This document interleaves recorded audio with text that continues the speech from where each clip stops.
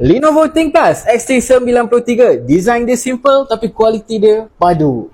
Alright guys, so seperti yang korang boleh tengok dekat sini, design dia adalah design yang simple je. Okay, jom kita tengok apa yang dia bagi. Alright, so nampak tak shape dia? Dia bujur sikit lah dia punya bekas itu, dan simple je dia punya design dia.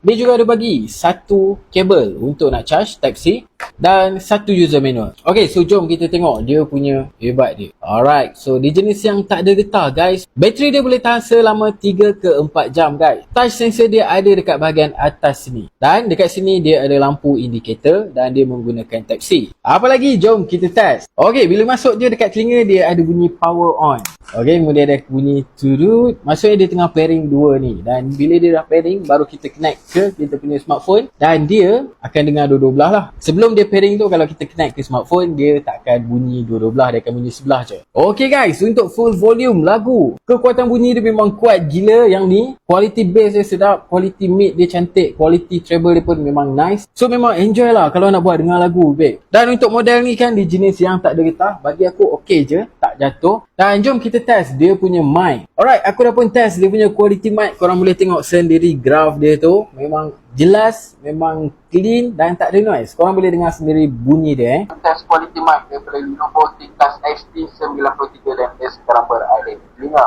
Okey, korang boleh dengar dia punya kekuatan mic cantik, kuat. Lepas tu, jelas, memang jelas dan tak ada noise. So, untuk nak guna, untuk buat call, memang cantik selain daripada lagu dia yang best. Cuma model ni tak ada gaming mode. Jadi aku tak suggest kalau korang nak main game. So guys, siapa yang berminat dengan model ni, boleh check out dekat beg kuning di bawah.